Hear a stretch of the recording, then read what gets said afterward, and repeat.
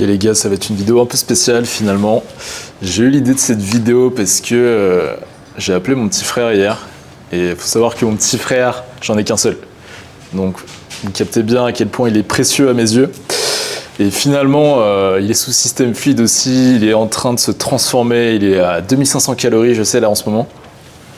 Et bref, on parlait en FaceTime, donc avec la caméra, et je le voyais marcher sur le tapis comme ça.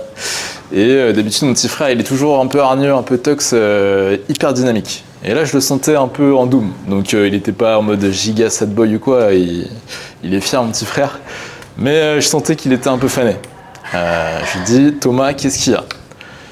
Il commence à me dire, ouais, le RERD, il n'y a que des couilles en ce moment, je suis fatigué, mon taf, ça me fane.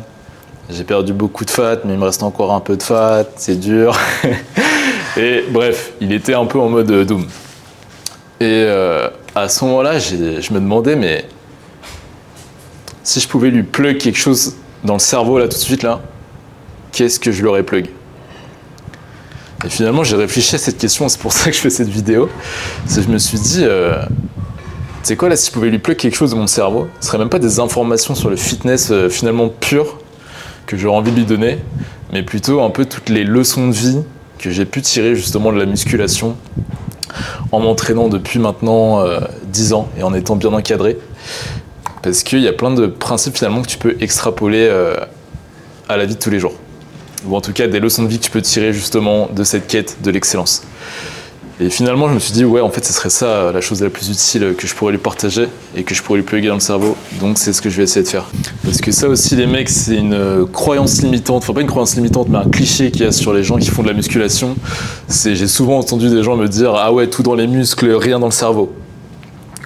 Bon, au début, de manière égotique, je me disais, ok, c'est bien gros, toi, t'as ni l'un ni l'autre. Mais finalement, c'est juste qu'ils n'ont pas capté, justement, les leçons de vie que tu peux tirer de la musculation. Et je pense que si les gens avaient conscience justement de tout ce que ça t'apporte sur le plan, on va dire, plus personnel / spirituel, je pense que les gens prendraient beaucoup plus au sérieux justement la musculation. Tu vois, c'est pas simplement une quête un peu égotique comme ça, je veux être stock pour être supérieur à tout le monde. Non, c'est vraiment quelque chose de beaucoup plus profond. Et finalement, depuis mes débuts sur YouTube, si j'ai jamais parlé de fitness directement, c'est parce qu'en fait, j'ai envie que les gens ils captent ça direct. Mais bref, je suis peut-être un peu gourmand. En tout cas, les gars, je vais vous partager un peu les leçons que j'aurais aimé partager à mon petit frère. Donc, je sais que ça va servir à mon petit frère. Potentiellement, ça va te servir aussi. Donc, accroche-toi. Ok, donc la première leçon que j'aurais aimé plugger dans le cerveau de mon petit frère, finalement, c'est qu'il capte que, au-delà de se développer un physique, donc développer son corps, il est en train de développer le skill, selon moi, le plus important à avoir dans la vie. Et je sais que les ricains, les anglais, ils appellent ça l'agency, donc je mettrai une définition. Mais concrètement, c'est ta capacité à prendre des décisions de manière autonome, indépendamment des structures sociales qui sont imposées sur toi. Qu'est-ce que ça veut dire concrètement? Finalement, quand tu te lances dans la musculation, pour la plupart des mecs qui me suivent ou que j'ai rencontrés, c'est un peu ton premier pas justement vers le fait de te fixer des objectifs qui sont personnels, c'est-à-dire personne ne te les a imposés. Au contraire des objectifs que la société ou tes parents t'auraient imposés, par exemple. Donc ça pourrait être aller à l'école, trouver un travail, progresser dans son travail. Tout ça, tu vois, finalement, c'est un peu des objectifs qui t'ont été assignés, mais que tu n'avais pas vraiment choisi profondément. C'est-à-dire que ça ne venait pas vraiment de ton expression profonde, et ça ne venait pas de ton âme. Et finalement, tu vois, ça peut paraître con, mais s'inscrire en salle de sport et prendre la décision de se dire ok, là j'ai envie de changer physiquement, je suis fané de mon corps là, je suis fané de ma shape, je sais que je peux faire mieux. Bah ça déjà, rien que ça, t'es en train de développer le skill. Et c'est le skill de l'agency. Donc je crois qu'en français ça se traduit agentivité, mais agency je trouve ça un peu plus simple à expliquer. Mais déjà, c'est ça que j'ai envie qu'ils captent. Donc le fait de capter ça finalement, tu te dis ok, peu importe à quel point le process il est long, peu importe à quel point potentiellement c'est dur et il y a de la résistance, je sais que je suis en train de développer finalement 2 skills à la fois. Donc le skill de savoir se transformer et le skill d'être capable de prendre des décisions pour soi-même, de se fixer des objectifs et d'être capable d'avancer vers ces objectifs même si personne m'y a forcé. Finalement, tu vois, c'est ça. C'est tu les fais, c'est un objectif que tu choisis de poursuivre librement finalement. Tu vois, il n'y a personne dans la société qui va te dire, enfin, je sais pas, quand tu es à l'école en tout cas, moi personne m'a dit, vas-y Antoine, tu vas avoir une bonne shape, c'est génial dans la vie, tiens, voici le process pour y arriver. Non, ils s'en branlent. Tu vois, finalement, bon là je vais pas rentrer dans des débats politiques ou quoi que ce soit, c'est pas du tout mon délire. Mais le but de l'école finalement, c'est de te faire devenir un bon travailleur. Tu vois, c'est pour ça que souvent les gens ils parlent de rat race, etc. Parce que en gros, ce que ça veut dire, c'est pour métaphoriser le fait que si tu suis un peu tous les objectifs qui te sont imposés par la société, un peu en mode autopilote, sans jamais te poser la question, ok, est-ce que c'est vraiment ce que j'ai envie de poursuivre? Bah, en fait, tu t'entraînes juste à devenir un bon rat. Tu vois, si tu prends la métaphore de la rat race. Et finalement, t'inscrire à la musculation, bah pour moi justement, c'est la première étape pour ne pas être un rat en fait. Tu vois, finalement, il n'y a personne dans la société qui va te dire, qui va te pousser à atteindre ton plein potentiel physique, à atteindre l'excellence. Et c'est une décision qui doit venir de toi. Donc, déjà, si tu es en train de poursuivre tes objectifs physiques là, et que tu es hyper investi, et que personne ne te l'a imposé, déjà, j'ai envie que tu sois fier de toi. Parce que, finalement, tu es en train de développer un des skills les plus importants. Et là, maintenant, je le réalise, mais quand j'avais commencé, j'avais pas du tout capté ça. Finalement, quand tu commences, là je te dis ça, mais toi, ce que tu veux là tout de suite, si t'as pas encore eu ta transformation physique, c'est juste te regarder dans le miroir et te kiffer. Ça va pas plus loin que ça. Mais tu verras qu'avec le recul, tu pourras revenir sur cette vidéo et tu vas capter. Tu vas dire, ah ouais, j'ai baisé, c'est ça qu'il voulait dire en fait. Et je te dis ça pourquoi? Parce que finalement, si t'arrives à être bon en musculation, donc c'est-à-dire, tu te fixes un objectif là, toi-même, t'arrives à trouver des systèmes justement pour atteindre cet objectif, t'as réussi à te transformer. Et tu vois, se transformer physiquement, finalement, c'est quand même quelque chose d'assez rare. Parce que ça, c'est une phrase que j'avais toujours entendue. Je vous mettrai la citation, je ne me rappelle plus mot pour mot. Mais grosso modo, ce qu'il disait, c'est que finalement, c'était la forme ultime de statut. Parce que tu vois, même un milliardaire, imaginons le mec le plus riche du monde, là, Jeff Bezos, je crois, ou Elon Musk, j'en sais rien. Il veut acheter ta shape, finalement, il peut pas. Tu vois, ça c'est quelque chose que tu as construit toi-même. Et même un mec milliardaire, finalement, il pourrait pas avoir ta shape là, même s'il dépensait toutes ses thunes dedans là. Tu vois, il a beau se payer tous les coachs, les meilleurs coachs du monde ou quoi que ce soit, in fine, ce sera quand même lui qui doit faire les actions qui mènent à l'excellence. Donc ouais, forcément, quand tu as des thunes, ça va être un peu plus facile, donc, parce que tu auras plus de temps, mais tu es quand même obligé de mettre des heures de jeu, en gros, dans ta quête de l'excellence. Donc voilà les gars. Si jamais vous avez des doutes sur est-ce que ça vaut le coup de poursuivre l'excellence physique, est-ce que je perds pas mon temps, et je te dis ça parce que c'est des questions que je me posais des fois. Alors je sais qu'à un moment j'étais en prépa moi, école de commerce, donc c'était prépa ECS, et j'avais commencé justement la musculation. Et je me disais putain trop stylé, je peux me fixer un objectif, progresser dessus. Et bref, c'était hyper satisfaisant comme sensation. Et à un moment, je m'étais fait lyncher en colle d'histoire géopolitique. Donc j'ai rien du tout contre ma prof. Hein. Finalement, c'était justifié. J'étais du coup un branleur, on va dire, dans ma prépa. Mais en musculation, je commençais à être super investi. Et elle m'a regardé à un moment, elle m'a dit, mais Antoine, mais tu fais quoi en fait quand tu rentres chez toi? Du style, qu'est-ce que je fais autre que travailler mes cols de géopolitique? Dans ma tête, j'ai rien dit, mais je m'imaginais en train de faire mes pompes dans mon 10 mètres carrés, quoi. Mais voilà, tu vois, à ce moment-là, si j'avais pu me parler à mon moi du passé, je t'aurais dit, Antoine, t'inquiète, gros, même si tu vas te prendre des rafales, t'inquiète pas, ça va payer. Et je serais pas en train de te faire des vidéos là tout de suite, justement si j'avais pas persévéré malgré les résistances externes, donc la pression sociale que je ressentais sur le moment. Donc deuxième leçon dans la première leçon, c'est que pour moi, être capable d'atteindre son plein potentiel physique, donc l'excellence, finalement c'est un peu la forme ultime d'intelligence. Tu vois, il y a Naval, donc je mettrai la citation également, qui dit que finalement le test ultime d'intelligence, c'est est-ce que tu es capable d'obtenir ce que tu as envie d'obtenir. Et tu vois, généralement les gens ils pensent à la muscu, ils se disent ouais tu pousses lourd, tu manges propre et ça y est tu vas être musclé, tu vas atteindre l'excellence. Comme si c'était quelque chose d'hyper simple. Finalement, ça peut être simple quand tu as les bons mentors, on va dire. Donc je vais prendre l'exemple de Lucas par exemple. Lucas, tu vois, c'est un breton. Big love sur les bretons, mais quand tu regardes sa génétique de base, donc tu vois des photos de lui avant qu'il commence la musculation, finalement, tu vois qu'il n'était pas nécessairement fait pour ça. En tout cas, tu dirais pas, putain, ça va devenir Aizen. Mais il avait sa vision. Il avait sa vision et il avait un point fort, intelligence, cerveau. Souvent, je lui dis ça. Pourquoi ? Parce que finalement, il s'est dit, ok, là, il y a tout qui est contre moi finalement pour que je devienne giga stock et l'élite, on va dire, française. Tu sais quoi, je m'en bats les couilles. J'ai de l'agency, j'ai envie de foncer vers cet objectif. Qu'est-ce que je vais faire ? Bah, il s'est documenté. Il a appris des choses et à chaque fois qu'il avait des nouvelles informations, il les testait. Il avait un feedback, il voyait le résultat que ça lui donnait. Finalement, il réitérait un peu sur ça. Donc il réitérait en fonction des résultats qu'il recevait. Ouais, désolé les gars, je suis en train de me faire sbeuler mon rent. Pas de souci, c'est moi. Il n'y a pas de galère. Bon, on va reprendre à la deuxième leçon. Ok les gars, désolé pour l'interruption. Et finalement, qu'est-ce que ça fait ? Donc là, je prenais l'exemple de Lucas finalement qui avait une identité, on va dire de breton initialement, qui n'était pas forcément fait pour la musculation. Il s'est dit non, moi je vais gigastock, moi je suis Aizen. Et finalement, à chaque fois qu'il progressait dans le process, c'est un peu comme s'il venait rajouter une pierre à l'édifice de son identité, jusqu'à ce que finalement, être élite en muscu, ça devienne son identité par défaut.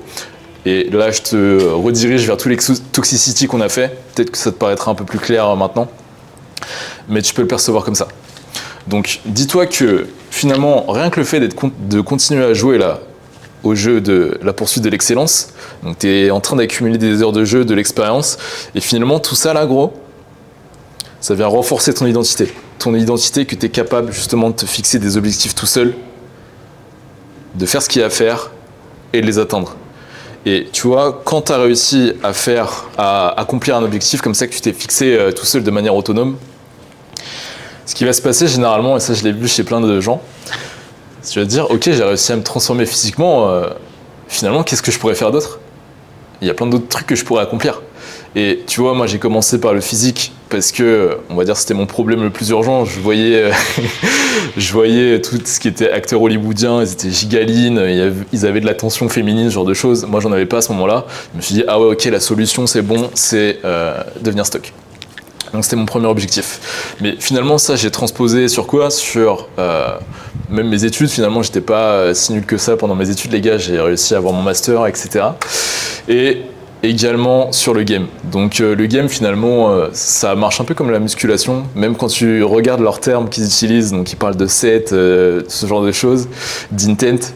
Et il y a plein de parallèles à faire avec la musculation. Bref, ça, ce sera le sujet d'une autre vidéo. Mais grosso modo, si tu as réussi à devenir excellent dans un domaine, donc là par exemple la musculation, tu peux devenir excellent dans plein d'autres domaines. Et de ce que j'ai capté aussi les gars, c'est que ça renforce ta paire de couilles. Tu vois là, ça fait pas si longtemps que ça finalement que je me mets à faire des vidéos sur YouTube. Et donc en parallèle d'avoir eu le soutien de tous mes bros, j'ai aussi cette capacité de croire en moi. Pourquoi ? Parce que finalement j'ai réussi à devenir excellent en musculation. Pourquoi je pourrais pas être un bon youtubeur par exemple ? Et finalement cette croyance que tu as chez toi, cette conviction que tu peux réussir ce que tu as envie d'accomplir, ça pour moi c'est un skill qui n'a pas de valeur. C'est-à-dire c'est inestimable. Et finalement, j'ai envie que tu captes ça. Et que tu sois fier de toi, peu importe ton niveau là tout de suite, à partir du moment où tu es en train d'essayer de progresser justement, déjà pour moi, tu es déjà en train de win. Ok, la deuxième leçon que j'aimerais te plugger dans le cerveau là finalement, c'est, je pense, la plus profonde et la plus importante, c'est que tu as le droit d'être en paix et de poursuivre tes objectifs. Là tout de suite, ça va pas forcément te parler ce que je t'ai dit, donc je vais peut-être te raconter mon histoire, ça ira plus vite. Au début, quand j'ai commencé la musculation, je me disais, ok Antoine, là tout de suite, t'es naze, donc t'es pas musclé. Faut que tu deviennes stock pour te sentir légitime, pour avoir confiance en toi. Et je me mettais en fait une ligne d'arrivée imaginaire, donc c'est-à-dire là le fait d'être stock, et je me suis dit ok, là quand je serai stock, j'aurai confiance en moi. Finalement ça tu vas voir que gros c'est une illusion. Là je te dis ça tout de suite, si t'es en train de bombarder, t'es un peu en mode no pain no gain, tu vas te dire mais qu'est-ce qu'il me raconte ? C'est pas grave, je te laisse faire ton expérience, tu reviendras justement quand tu auras un peu plus d'XP et tu me diras ce que t'en penses. Mais vraiment les gars, si j'ai envie que vous reteniez quelque chose là, c'est que la paix d'esprit, Et n'importe quel state émotionnel finalement que tu as envie de ressentir, c'est pas en accomplissant des choses que tu vas réussir à le ressentir. Parce que finalement, ce que ça va faire quand tu vas réussir à atteindre ta shape de rêve, donc momentanément, ouais, tu vas avoir un peu de fierté, un peu de satisfaction, mais tu vas voir que ça va être très très éphémère. Et finalement là, tu vas commencer à rentrer potentiellement dans une spirale où tu vas te dire « mais merde, là je suis stock, je me sens toujours vide, je me sens toujours pas légitime. Pourquoi en fait ?» Et en fait la raison c'est que intuitivement, on a tous le même pattern, c'est-à-dire on se dit « ok, là tout de suite, j'aime pas comment je me sens, vas-y, je vais poursuivre ça, et là, ça va me guérir en gros. » Mais tu n'avais aucune certitude finalement que poursuivre ce chemin dans le but justement de corriger tes problèmes de confiance en toi et de légitimité allait fonctionner. Donc finalement, il n'y avait pas vraiment de garantie sur ça. Et pour moi, justement, c'est la première étape de faire cette erreur pour ensuite capter que, ah ouais, potentiellement, il y a quelque chose de plus profond. Et finalement, la chose la plus profonde à capter, c'est comprendre pourquoi, initialement, déjà, tu te sentais pas légitime et tu n'avais pas confiance en toi. Et ça, finalement, c'est un peu comme la musculation, c'est que plus tu vas avancer, de ce que j'ai capté, les gars, sur la vie, c'est qu'il ne va pas toujours s'agir d'apprendre des nouvelles choses, donc je sais pas, des nouvelles informations, des nouvelles techniques ou quoi que ce soit. Il va surtout s'agir, en tout cas pour ma part, de ce que j'ai capté, de désapprendre des croyances que tu avais sur toi-même, sur la perception de toi, en gros, qui ne te servent pas. Et quand je te dis qu'ils ne te servent pas, c'est que généralement, ce qui se passe, les gars, c'est qu'on a tous des shadows. Donc ça, pareil, je mettrai une citation, mais en gros, ça vient des travaux de Carl Jung. Mais ce que ça veut dire, c'est que souvent, les mecs, quand vous avez des problèmes justement de légitimité ou de confiance en vous, ou vous avez de l'auto-sabotage ou ce genre de choses, ça vient de croyances internes qui sont négatives, donc qui sont néfastes justement pour vous. Donc, pour entrer plus dans les détails sur ça, c'est souvent lié à des introjections. Donc une introjection, qu'est-ce que c'est ? C'est quand tu adoptes une croyance sur toi-même qui n'était pas la tienne à la base et que tu vas ensuite accepter comme une vérité absolue sur toi-même. Par exemple, imaginons que là, au collège par exemple, tu te faisais bully, donc tu te faisais victimiser. Donc il y avait des mecs qui étaient hyper méchants avec toi, ils t'ont potentiellement humilié, fait des trucs vraiment pas cool. Généralement, ce qui se passe, et je dis ça les gars parce que c'est un cas que j'ai déjà eu en consultation, c'est qu'ensuite tu vas te dire « Ah ouais, ok, du coup les gens sont comportés comme ça avec moi, ça veut dire que je suis nul, je mérite pas d'être aimé. » Ça peut se manifester de plein de manières différentes, mais en gros tu vas accumuler comme ça des des histoires sur toi-même qui vont avoir aucun impact positif sur ta vie et au contraire qui vont t'auto-saboter en fait. Parce que tu vas partir justement du postulat que t'es une merde, en gros, c'est ce que tu vas dire, c'est l'histoire que tu vas te raconter. Mais cette histoire, c'était pas la tienne à la base. Tu vois, c'est parce que tu as eu certaines circonstances, ensuite tu t'es fait une interprétation de ce qui t'est arrivé. Finalement, l'interprétation, c'est un peu toi qui l'as créée, mais j'ai envie que tu captes que tu peux la changer. Et c'est ça le shadow work. C'est pour ça que tout ce qui est hypnose et finalement shadow work directement, ça vient corriger ces croyances négatives. Parce que tu changes la narrative justement derrière ces croyances. Donc là par exemple, dans le cas où tu te serais fait victimiser au collège, tu pourrais te dire ok, finalement il m'est arrivé ça. Ça veut rien dire en fait sur la valeur que j'ai. Parce que les mecs qui m'ont victimisé, en vrai c'est la première fois aussi qu'ils sont en vie, donc ils n'ont pas forcément appris à être des bons êtres humains. Parce que maintenant avec mon niveau de connaissance, je sais qu'un être humain sain, à aucun moment il prendrait du plaisir à voir une autre personne souffrir. Donc finalement, si ils essayaient de me faire souffrir, c'est que eux-mêmes se sentaient mal finalement et étaient en train de souffrir, et juste c'était leur manière d'exprimer leur souffrance. Mais ça avait rien. C'était pas contre moi en fait. Et là tu vas me dire potentiellement ouais mais c'est peut-être pas vrai ou quoi que ce soit. Tu sais quoi ? On s'en fout de ce qui est vrai ou ce qui est pas vrai. Moi ce que je veux c'est que toutes les croyances que tu as chez toi là, elles viennent t'aider justement dans ta réalité. C'est-à-dire qu'elles contribuent à ce que tu aies une meilleure expérience de ta vie en fait. Et pourquoi tu garderais justement une croyance comme ça qui te fait souffrir tous les jours? Donc par exemple, là, pour la musculation, ouais, putain, je suis pas légitime, je suis une merde. Tant que j'aurai pas cette composition corporelle, bah, je serai pas digne de valeur. Tant que j'aurai pas assez de pecs, je serai un bêta ou quoi que ce soit, j'en sais rien. Peu importe comment ça se manifeste là quand tu entends ces paroles, j'ai envie que tu remettes en doute ton doute finalement.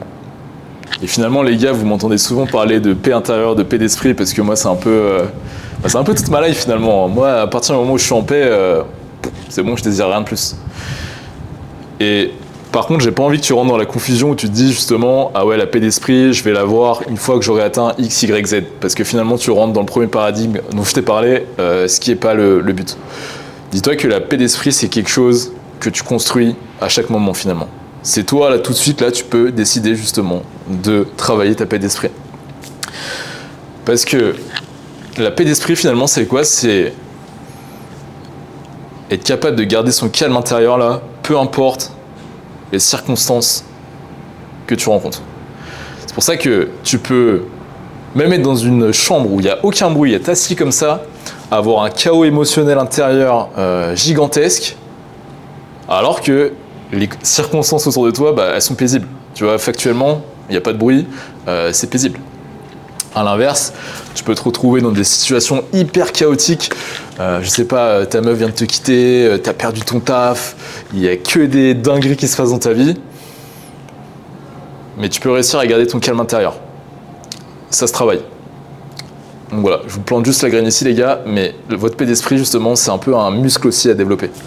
Donc voilà les gars, pour résumer, la paix d'esprit, c'est pas une destination, c'est une pratique. Et tu la pratiques comment? En choisissant comment tu réagis justement aux circonstances qui t'arrivent. Donc c'est-à-dire en soignant le dialogue interne que tu as à chaque fois que tu traverses des circonstances. Je te laisse cette idée germer, mais retiens ça. Et finalement, tu n'es pas obligé de choisir entre la paix et tes objectifs. Comme j'ai dit au début, tu peux être en paix et poursuivre tes objectifs. C'est-à-dire, tu as le droit d'avoir de l'ambition. Tu as le droit de vouloir des choses qui sont grandes pour toi. Et finalement, c'est même quelque chose que je te recommande. Par contre, pour ta santé mentale, j'ai pas envie que tu le fasses depuis une place justement de manque, où tu te dis, ok, dès que j'aurai eu tout ça là, c'est bon, là je me sentirai complet. Parce que tu verras que ça va pas marcher. Et finalement, j'en avais déjà parlé dans une autre vidéo, il me semble, mais moi, ce que je vise, la paix intérieure, mais c'est aussi une harmonie entre les différents piliers de ma vie. C'est-à-dire, par exemple, j'ai envie d'être gigastock, ça bouge pas, mais j'ai aussi envie d'avoir des relations qui sont hyper épanouissantes, enfin bref, tous les piliers de ma vie, j'ai envie qu'ils soient carrés en vrai. Et comment je fais ça? C'est à chaque fois que je me fixe un objectif, donc déjà, je me demande est-ce que c'est vraiment ce que j'ai envie? Ok, si là ça résonne, je me dis ok, vas-y, goal poursuivre. Et en parallèle de ça, je me fixe ce qu'on appelle des anti-goals. Donc je sais plus qui avait introduit ce concept initialement, mais j'ai trouvé ça super intéressant. C'est-à-dire, les anti-goals, ce sont les choses que tu n'es pas prêt à sacrifier justement dans la quête de ton objectif. Donc par exemple, moi là, un anti-goal que j'aurais pour la musculation, ce serait ok, j'ai envie d'être musclé, par contre, j'ai aussi envie d'avoir une vie sociale. Tu vois, ça, ce sera un anti-goal. Donc, t'es pas obligé de faire comme moi, mais en tout cas, moi, de ce que j'ai capté, les gens les plus heureux, justement, c'est ceux qui ont une harmonie entre tous les piliers de leur vie comme ça. C'est jamais des gens qui sont hyper successful dans un domaine, mais qui ont négligé tout le reste. À chaque fois, ils vont se sentir un peu misérables. Tu vois, j'ai déjà vu plein d'exemples autour de moi de gens qui avaient mis leur carrière avant tout, donc avant leur vie de famille ou quoi que ce soit. Finalement, ils se retrouvent, ok, c'est cool, ils ont un super poste dans leur boîte, mais ils parlent plus à leurs gosses, personne les aime dans leur famille, et finalement, ils se sentent super seuls. Donc, ok, c'est nice, t'as réussi à percer dans ton taf, mais à quel prix? Et tu vois, ça, finalement, c'est des anti-goals. Genre, demande-toi, avant de poursuivre par exemple là, une carrière, je sais pas, dans la finance ou quoi que ce soit, est-ce que tu es prêt justement à sacrifier ta vie de famille, ta santé, ce genre de choses? Tu vois, fondamentalement, demande-toi, pose-toi vraiment cette question, parce que c'est important. Sinon, tu peux vraiment flinguer littéralement 10 ans de ta vie bêtement. Donc voilà, à garder en tête les gars. Ok, la troisième leçon que j'aurais aimé lui plugger dans le cerveau pour lui faire relativiser la période qu'il était en train de traverser justement, c'est que finalement, dans la quête de l'excellence,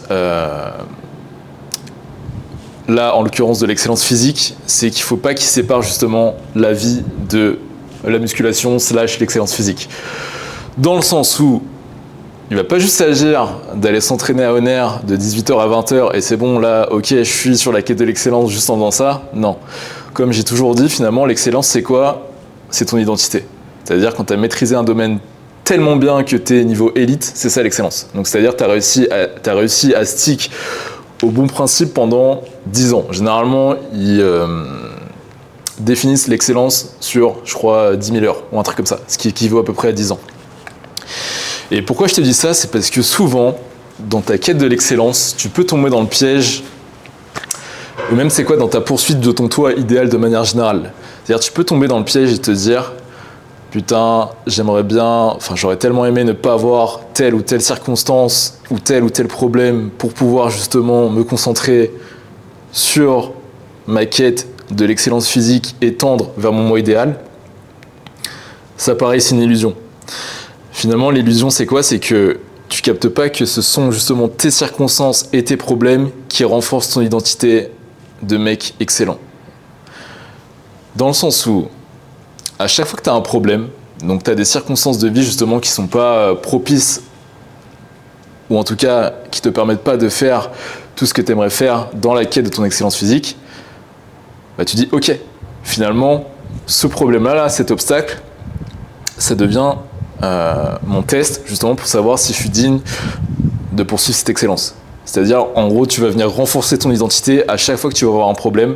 Tu vas te dire, ok, qu'est-ce que Antoine, là, qui est déjà excellent en musculation, qui est élite dans son domaine, qu'est-ce qu'il ferait à ce moment-là là? Bah, il ferait de son mieux. Il ferait de son mieux avec les connaissances qu'il a sur le moment. Et finalement, il ne verrait pas l'obstacle comme un frein. Il dirait, ok, finalement, l'obstacle, là, c'est quoi? C'est juste un moyen pour moi de venir renforcer encore cette identité de GBZ. En gros, GBZ vise l'excellence. Qu'est-ce qui ferait GBZ là dans ces circonstances-là? Et je vous dis ça, les gars, pourquoi? Parce que là, vous me voyez, vous dites ouais, Antoine, c'est facile pour toi, t'es youtubeur, je sais pas quoi, tu vis des réseaux. Mais les gars, ça fait que très récemment que je fais des vidéos sur YouTube et que j'essaie de vivre de ça à 100%. Avant, j'ai toujours fait des études, j'ai eu des tafs, je prenais dans le boulot taf, comme vous tous, les gars. Et finalement, j'ai jamais vu justement... je ressentais de la friction, hein, ça me frustrait. Hein. J'aurais largement préféré pouvoir dormir 8 heures tous les soirs, avoir accès illimité à la salle, pouvoir faire mes steps tranquillement sans qu'on me rajoute des after-work ou ce genre de choses. Mais finalement, là, avec le recul, je suis en train de capter qu'à chaque fois que j'avais des obstacles comme ça, ce qui semblait être comme des obstacles, ça venait que renforcer mon identité. Parce que à chaque fois que j'ai eu des obstacles comme ça, je me suis toujours dit, vas-y Antoine, l'excellence physique, c'est un truc que tu veux plus que tout. Et je me le disais intuitivement, c'était inconscient. Finalement, je faisais toujours l'action... je prenais toujours la meilleure option possible dans la situation dans laquelle j'étais. Donc, c'est-à-dire le meilleur choix, le choix le plus optimal pour l'excellence. Donc, c'est pour ça que la définition d'optimal, les gars, j'ai pas envie qu'elle soit figée et qu'elle soit statique dans votre esprit. Tu vois, ta définition d'optimal, elle va fluctuer en fonction des circonstances que tu es en train de traverser. J'avais déjà donné cet exemple-là, mais quand j'avais fait mon premier héritage, mon seul héritage que j'ai fait d'ailleurs avec Lucas, j'avais des circonstances atroces la semaine d'avant. Sachant que héritage, les gars, vous allez me dire, ouais, Antoine, on kiffe pour ta personnalité, je sais pas quoi. T'as quand même envie de te faire retourner le cerveau physiquement. Et dites-vous, les gars, je me faisais... j'avais des déplacements pro en Belgique, donc j'étais dans une caisse toute la journée comme ça. Donc c'est-à-dire que je pouvais pas faire mes steps, je pouvais pas aller m'entraîner. Au niveau des macros, t'as capté, hein, t'es sur la route, c'est pas non plus giga opti. J'ai quand même fait de mon mieux et je me suis pointé au héritage. Certes, j'aurais pu avoir une meilleure shape si j'avais eu des circonstances opti, mais tu sais quoi, je m'en fous. J'ai agi comme le Antoine justement qui a cette identité-là de mec excellent. Aurait agi. Donc en gros, j'ai essayé de faire ce que je pouvais avec ce que j'avais, dans le contexte que j'avais. Et rien que ça, c'était suffisant. Finalement, le héritage, banger. J'avais une shape, ok. Donc là, comparé à maintenant, je suis un troubadour, mais c'est bien, j'ai progressé. Par contre, au niveau de la vibe, avec Lucas, ça reste une vidéo mémorable. Donc, je suis hyper satisfait. Donc voilà les gars. Chose à retenir, c'est... C'est quoi, ça vient du livre aussi The Obstacle is the Way de Ryan Holiday. Mais justement, vois tes obstacles, vois la résistance que tu as dans la vie comme un moyen justement d'exercer cette identité. Donc maintenant, tu vois plus ça comme le problème, tu dis ok, finalement, tous mes problèmes là, ça devient la voie justement à prendre pour renforcer cette identité de mec excellent. Et à chaque fois que tu vas prendre les choix que ton toi idéal ferait dans les situations que tu vas rencontrer, ça va venir renforcer cette excellence et ça va faire un vortex et finalement un jour tu vas te réveiller, tu vas te dire putain, ma vie elle est trop stylée. C'est ça qui s'est passé pour moi les gars. Donc voilà. Ah ouais, aussi, l'autre leçon que ça m'a appris finalement, c'est la différence entre plaisir et enjoyment. Donc je sais pas comment on le traduit en français, je pense que c'est satisfaction profonde ou quelque chose comme ça. Mais il y a une grosse différence entre un plaisir instantané et de l'enjoyment / de la satisfaction. Parce que souvent on m'a dit, c'est une phrase que j'ai entendue de millions de fois, mais Antoine, tu te fais jamais plaisir?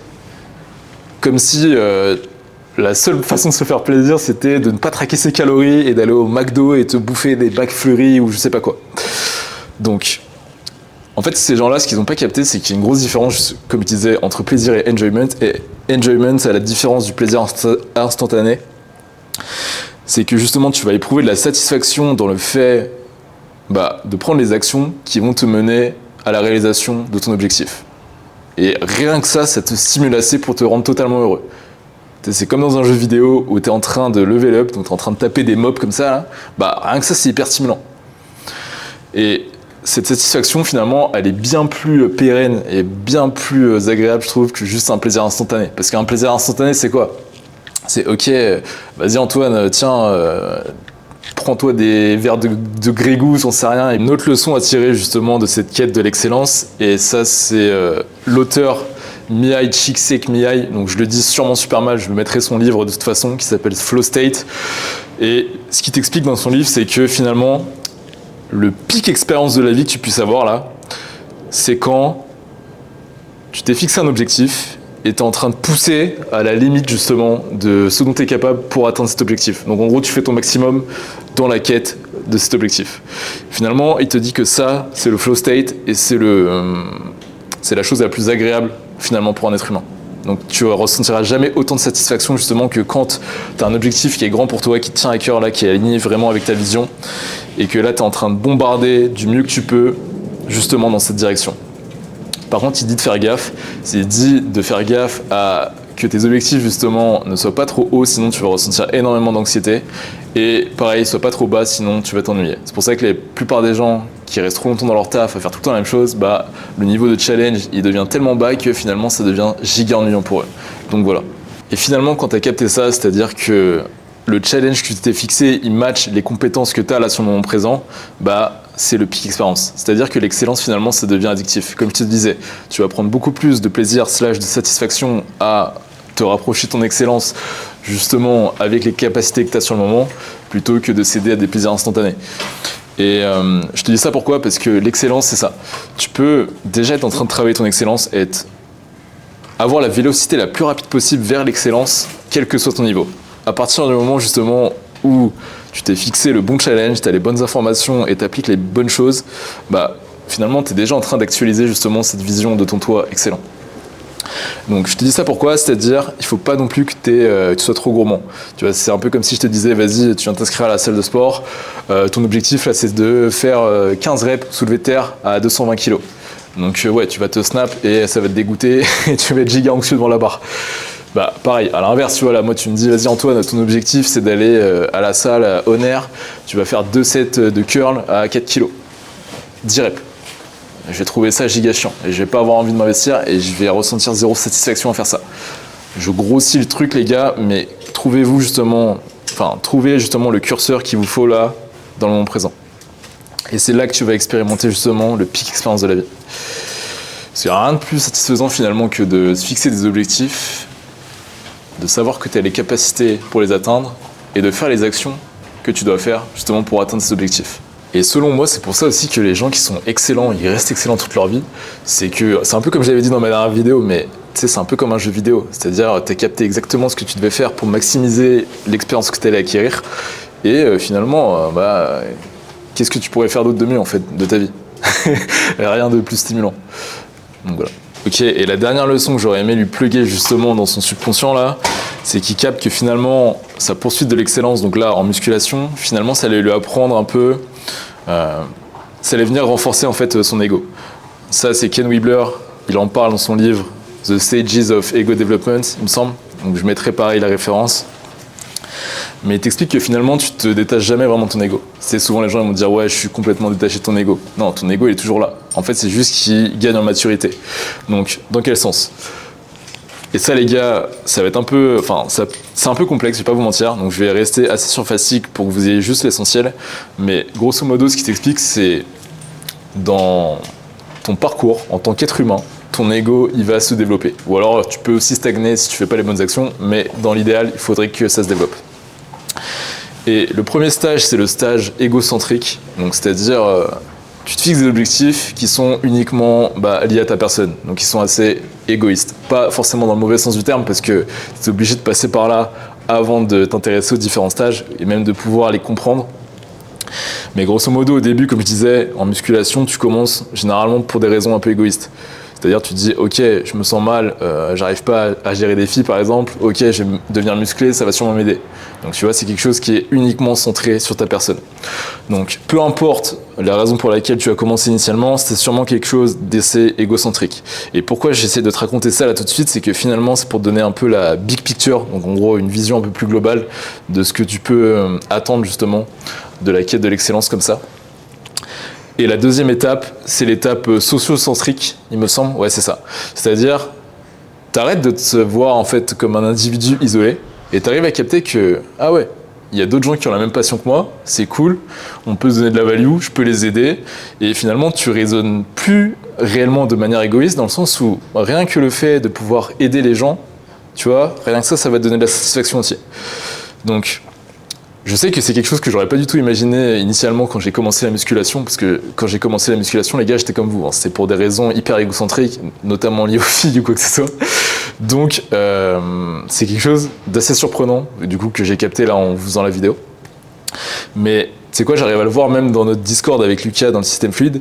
C'est, t'as des mecs comme ça, ils avaient tous commencé pour des raisons égotiques. Finalement, ils ont bien capté le système fluide, comment ça fonctionnait, et maintenant ils sont en capacité justement d'expliquer ça aux autres. Et à chaque fois, ils nous posent la question, ouais, comment je fais pour convertir un tel au système fluide, j'aimerais trop l'aider, qu'il se sente mieux dans sa peau, etc. Et tu vois, rien que leur motivation interne là, elle est plus du tout égocentrique comme ça aurait pu l'être initialement. Ensuite, tu as quelque chose, tu as le stade supérieur, c'est le stade world-centric, il me semble. Donc en gros, là, tu vas encore un step au-dessus et concrètement, tu as envie de changer un peu la culture. Donc c'est un peu ce qu'on essaie de faire avec Lucas finalement avec les Toxicity, c'est-à-dire on s'est dit ok, finalement les gens ils se sentiraient 10 000 fois mieux, ils seraient beaucoup plus épanouis s'ils étaient satisfaits de leur shape, ils avaient un système justement qui leur permettait d'avoir cette excellence, de la maintenir et que ce soit leur mode de vie par défaut finalement, tout le monde serait en bien meilleure santé, tout le monde serait bien plus chill et il y aurait beaucoup moins de toxicité dans le game ou quoi que ce soit. Et ça, tu vois, finalement, notre motivation, elle a changé. C'est-à-dire que là, si on s'entraîne, on le fait aussi pour nous, parce que pour ce que ça nous apporte. Mais là, moi, tout de suite, si je me bute autant pour garder mon excellence, c'est en partie pour ça. Je me sens obligé. Je me dis, ok, finalement, moi, ce que j'aimerais bien faire, c'est avoir un impact positif sur le monde. Donc là, si je peux aider les gens, par exemple, sur leur physique, pourquoi ne pas le faire ? C'est-à-dire je me sens giga aligné avec cette mission. C'est pour ça qu'au début, quand Lucas il me parlait de sa mission de sauver le lifter français, donc je devais sûrement être dans des stages d'ego un peu moins matures que lui, je me disais mais pourquoi il fait ça? Il est déjà stock, il a déjà l'excellence, il a un système de fou malade, et là il veut donner ça à tout le monde là.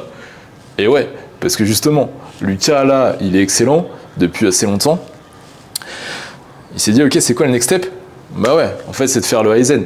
C'est de... Et ça aussi les gars, quand tu vas lire le livre de Ken Wilber, tu vas capter que tes problèmes, ils sont pas personnels. C'est-à-dire, tu vois, là, Lucas, il a eu le problème de « Ok, pas satisfait de ma shape, j'ai envie d'être excellent, comment on fait ?» Il a réussi à le résoudre, il a réussi à créer un système.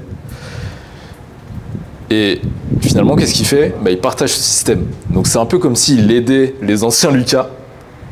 Vous êtes tous un peu des anciens Lucas. Moi, pareil, je suis un ancien Lucas. Et finalement, voilà, c'est ça. C'est-à-dire que, comme je te disais, tes problèmes ne sont pas personnels.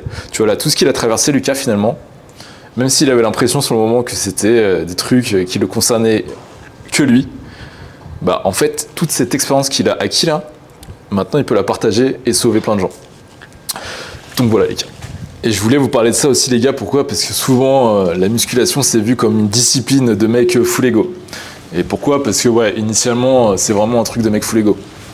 D'ailleurs, tu peux voir un peu le stage de développement dans lequel les gens se situent, rien qu'à leur démarche et leur attitude, leur sous-communication, etc. Et finalement, je vous explique tout ça, c'est pour démystifier un peu justement cette idée préconçue. C'est-à-dire, ouais, effectivement, quand tu es un peu dans le premier stage et que tu n'as pas encore atteint l'excellence, tu vas avoir tendance à être full ego. Maintenant, quand tu es vraiment excellent, et ça c'est Lucas, il me le dit toujours, je lui dis putain, mais tu fais comment pour être aussi humble? Et bon, il va jamais me le verbaliser comme ça, mais c'est qu'il sait que c'est un putain de god en fait. Donc il a rien à prouver. Donc jamais de la vie il va essayer de rabaisser quelqu'un d'autre, il sait déjà qu'il est super chaud. Donc il va pas éprouver de la satisfaction à faire ça. Voilà. Donc en gros, qu'est-ce que ça veut dire? C'est qu'au début, tu commences pour être meilleur toi-même, ensuite tu veux être meilleur pour la communauté et inspirer les autres, et ensuite tu veux que tout le monde soit meilleur. Genre finalement, tu vois, quand tu as eu quelque chose qui a bénéficié à ta vie et que tu as justement un stage d'ego comme ça hyper développé, c'est-à-dire tu es dans le paradigme du love, mais en fait tu veux que tout le monde puisse bénéficier de ce dont tu as bénéficié. Tu veux un peu éviter les souffrances que toi tu as vécues aux autres. Donc finalement, si là tout de suite tu te sens perdu, tu sais pas trop où tu vas, tu ressens un peu de l'incertitude, tu vois là cette confusion là que tu ressens là tout de suite, j'ai envie que tu vois ça comme un signal justement qu'un changement positif va arriver.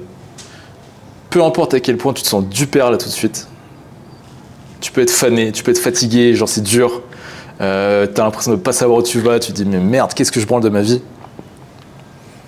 Cette confusion là, j'ai envie que tu l'interprètes de manière hyper positive. Tu te dis ok, c'est incertain. Finalement c'est comme dans un film, tu vois quand t'as des scènes comme ça où tu sais pas ce qui va se passer, t'es hyper ancré justement dans le film. Et quand il se passe quelque chose de cool, tu te dis « Waouh, c'était un film de malade !» Et pour ta vie, finalement, j'ai envie que tu captes que c'est la même chose. Donc voilà, accepte ce que tu ressens là tout de suite dans le moment présent, à savoir cette confusion, te sentir perdu. C'est juste des indicateurs qui montrent que tu es sur le bon chemin. Donc, te prends pas la tête. Je crois que c'est bon, hein.